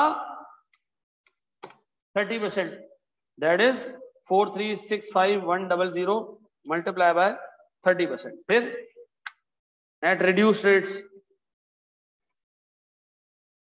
किस पे रिड्यूस रेट बुक करना है आपने sir dividend pay. Dividend pay हमने कितना बुक करना है सिर्फ 10%, ऐसा दैट इज 124,250 मल्टीप्लाई बाय 10%। पक्का। अब बताओ मेरा करंट टैक्स टोटल कितना बन रहा है 1321995 ऐसा। और मेरा डेफर्ड टैक्स इनकम कितनी बन रही है 5,820 ऐसा। अब रिकंसिलेशन टाई नहीं होगी, क्यों इसलिए कि परमानेंट डिफरेंसेस है ऐसा। यार हम अपनी क्लास को यहीं तक रखते हैं, ठीक है। अगली क्लास में मैं सवाल दोबारा शुरू से करा दूंगा या इससे करा दूंगा ताकि इसको हम आगे लेके जा सकें, ठीक है। कर लिया कंप्लीट कर लेते हैं इसको, रुक दो कंप्लीट कर लेते हैं 5 मिनट ले लेते हैं। अब बताओ टैक्स ऑन अकाउंटिंग प्रॉफिट कितना है सर मेरे पास। टैक्स ऑन अकाउंटिंग प्रॉफिट यह है मल्टीप्लाई बाय 30% ऐसा। करंट टैक्स कितना है सर मेरे पास दोनों मिला के करंट टैक्स 1321955 और सर मेरे पास डेफर्ड टैक्स इनकम है कितने की 5,820। ये मैच कर रहा है नहीं। अब इसके ना 2 रीजन है मैच ना। पहला रीजन सारे परमानेंट डिफरेंसेस उठाओ, हाईलाइट कर लो पहले। क्या ये एक एक्सपेंस है परमानेंट डिफरेंसेस में, क्या ये एक एक्सपेंस है हाँ। क्या ये एक इनकम है हाँ। 2 ही चीज है परमानेंट डिफरेंस में जो फुली एग्जाम्प्ट हुआ है। मुझे बताओ कैपिटल गेन कितने का है? 75,600। वो पेनल्टी कितने की है? अब बताओ इन दोनों को नेट करूं तो नेट इनकम है या नेट एक्सपेंस है? 75,600 रुपए, और इन दोनों को नेट करूं तो नेट इनकम है या नेट एक्सपेंस है? नेट इनकम है। कितने की? नेट इनकम परमानेंट डिफरेंसेस में 75,600 रुपए की इनकम और 45,000 रुपए का एक्सपेंस। नेट 30,600 की इनकम है, जिसको एफबीआर इनकम ही नहीं मानता। अच्छा, इस अकाउंटिंग प्रॉफिट पर जो टैक्स आपने लिखा हुआ है यहाँ पे, इसमें इस एग्जेम्प्ट नेट एग्जेम्प्ट इनकम पे टैक्स शामिल है। तो आपने जब ये अकाउंटिंग प्रॉफिट यहाँ से उठाया, इसमें तो सारी एग्जेम्प्ट इनकम भी शामिल है ना। तो ये जो टैक्स आ रहा है 13,50,165, इस पे एग्जेम्प्ट इनकम, डिसअलाउड एक्सपेंसेस, सब पे टैक्स और रिलीफ शामिल है। तो इसका मतलब है जो नेट 30,600 रुपीज की इनकम है, इस पे यहाँ तो टैक्स शामिल है, नीचे ना तो इस पे करंट टैक्स लगा, ना इस पे डेफर्ड टैक्स लगा। तो एक काम करते हैं, हम यहाँ डाल देते हैं टैक्स ऑन परमानेंट डिफरेंसेस, हटा देते हैं यहाँ से। इस अमाउंट का टैक्स आप यहाँ से क्या करें, हटा दें, पूरे 30% यहाँ से हटा दें। डन, हट गया। और कुछ है? और कुछ है? एक और है sir, tax on dividend. Sir dividend pay नीचे टैक्स आ रहा है 10% का, ऊपर कितने का टैक्स है? 30% का। तो इसका मतलब है ऊपर 20% टैक्स ज्यादा आ रहा है, तो मैं वो भी हटा देता हूं सर, इनटू 20%। हट गया। ये पूरे पूरे हटा दिया हमने 30%, ये 20% हटाया। अब बताओ इन दोनों को मैं नेट करूं तो अब मैच कर रही है ऐसा? तो बात समझ आ रही है मेरे बच्चों? चलो मैं देख लेता हूँ, राइल में देख लेता हूँ मेरा बच्चा। डन है जी। अब जो टोटल परमानेंट डिफरेंसेस हैं, आप उनको सबको नेट कर देना, वो या तो नेट इनकम होगी या नेट एक्सपेंस होगा। अगर नेट इनकम है तो ऊपर वाला जो टैक्स आ रहा है इस 1350, इस पे नेट इनकम पे भी टैक्स शामिल है, हटा देना। फिर सर जो लो रेट वाला है उसमें नीचे 10% से टैक्स आ रहा है करंट टैक्स में, ऊपर जो है वो आपने इसमें 30% से टैक्स ले लिया, तो रिमेनिंग 20% यहाँ से हटा देना। अगली क्लास में एक और ऐसा सवाल हम करेंगे और फिर इसको आगे लेके चलेंगे सर। ठीक है जी, ये मैं वहां लेके जा रहा हूँ। ये पीडीएफ आपको अभी मिल जाएगा, आप चाहो तो उसको कॉपी कर लें।